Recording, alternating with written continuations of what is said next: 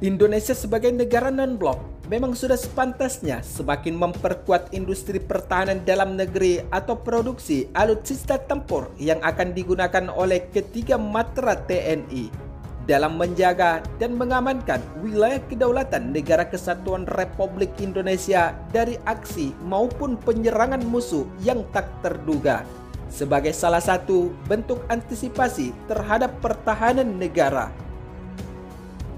Berkaca dari referendum atau lepasnya Timur Leste yang didukung oleh tiga negara sekaligus, yaitu Inggris, Selandia Baru, dan Australia, serta Amerika Serikat dengan melakukan peran politiknya secara tidak langsung terhadap militer Indonesia, atau yang lebih tepatnya melumpuhkan alutsista tempur militer Indonesia dengan melakukan embargo militer dan menjatuhkan sanksi terhadap Indonesia.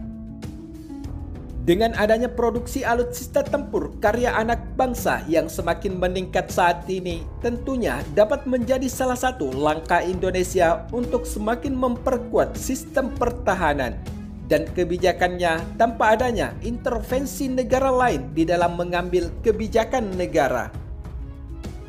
Selain itu, tentunya Indonesia tidak dapat ditekan lagi atau diembargo oleh negara superpower yang memiliki kepentingan tersendiri dalam menjatuhkan Indonesia dengan kebijakan luar negeri yang dapat merugikan bangsa Indonesia, seperti peristiwa embargo yang terjadi terhadap militer Indonesia beberapa dasawarsa lalu.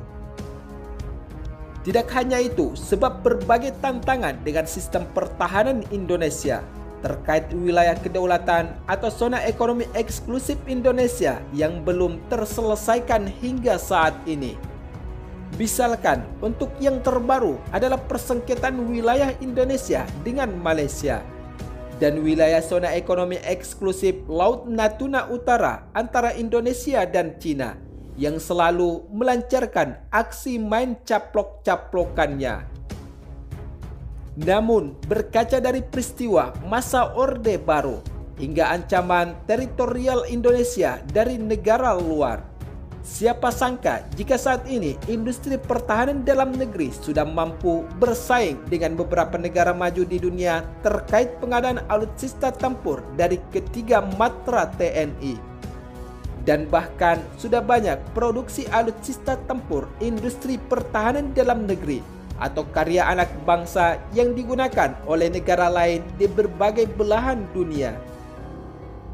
Misalkan seperti Filipina, Thailand, dan beberapa negara lain yang juga memperkuat militernya dengan alutsista tempur karya anak bangsa. Namun, adapun karya anak bangsa yang saat ini telah menjadi salah satu alutsista tempur militer yang turut memperkuat TNI, yaitu adalah rudal Merapi yang telah dibangun sejak tahun 2018 dari hasil kerjasama antara Dinas Penelitian dan Pengembangan Angkatan Darat serta Pusat Riset Kirnov Universitas Ahmad Dahlan yang telah memasuki tahap uji tembak menggunakan peluncur dari tabung yang nantinya akan menjadi rudal dan dapat dipanggul untuk sasaran pesawat jet tempur musuh. Adapun uji tembak rudal Merapi ini telah dilaksanakan pada 5 hingga 6 November 2020 lalu di lapangan tembak ARW Van Reng, Lumajang, Jawa Timur. Sementara itu, dalam tahap uji coba peluncuran, rudal sukses membuka sirip-siripnya setelah keluar dari tabung peluncur dan selanjutnya menuju target sasaran. Adapun rudal Merapi karya anak bangsa ini dengan kaliber 70 mm tersebut dikenal sebagai rudal yang cukup mematikan bagi sasaran udara seperti pesawat jet tempur, helikopter, drone, dan serangan udara lainnya. Selain itu, rudal panggul atau Merapi yang telah memperkuat TNI ini terlibat sebagai salah satu alutsista tempur yang cukup sukses digunakan di medan pertempuran. Misalkan perang pada tahun 1980-an antara pejuang mujahidin Afghanistan yang menggunakan rudal panggul untuk mengalahkan tentara Uni Soviet saat itu. Sementara itu, untuk rudal Merapi karya anak bangsa ini memiliki berat 10 kg dan sistem pendeteksi target sasaran serta memiliki kecepatan yang melebihi kecepatan suara.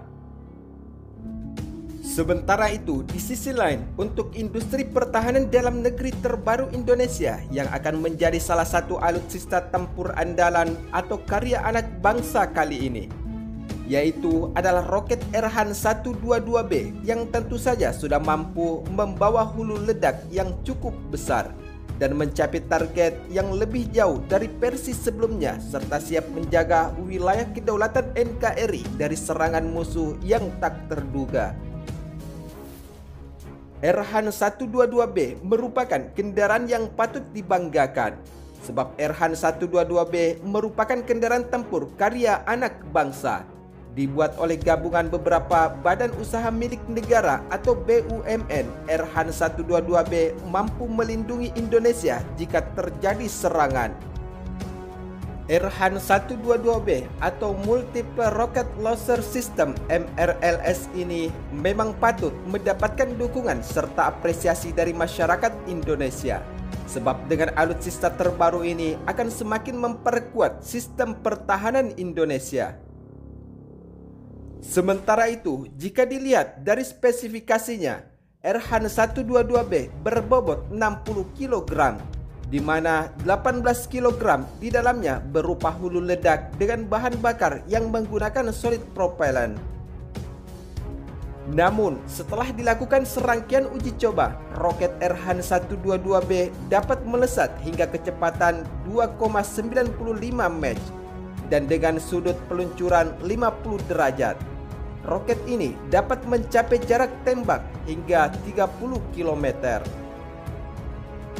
Sementara itu, berdasarkan sumber media informasi terkait, selain roket Erhan 122B yang telah berhasil diproduksi oleh industri pertahanan Indonesia, Lembaga Penerbangan Antariksa Nasional atau LAPAN telah kembali uji coba peluncuran rudal RX-4505 yang memiliki jangkauan lebih jauh dari perkiraan, dan rudal 2 tingkat lapis ini ditargetkan dapat mengudara pada tahun 2025 mendatang. Namun, yang menjadi kebanggaan tersendiri bagi kita adalah salah satu uji terbang kemarin.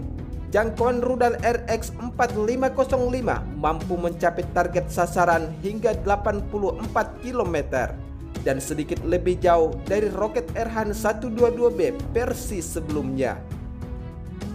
Sementara itu, menurut lansiran sumber media informasi terkait lainnya, adapun rudal RX-4505 ini adalah merupakan bagian prioritas riset nasional atau PRN tahun 2020-2024 dengan rudal 2 tingkat yang tujuan akhirnya bisa mencapai ketinggian lebih dari 200 km dengan jarak tempuh target sasaran sejauh lebih dari 100 km. Sementara itu, di sisi lain, untuk industri pertahanan dalam negeri yang kedua dan siap menjaga dan mengamankan wilayah kedaulatan Indonesia, yaitu adalah radar pasif karya anak bangsa. Menurut sumber media informasi terkait, Badan Penelitian dan Pengembangan Pertahanan atau Balitbang dan Kementerian Pertahanan Republik Indonesia telah berhasil mengembangkan prototipe radar pasif untuk memperkuat keamanan udara dan maritim Negara Kesatuan Republik Indonesia.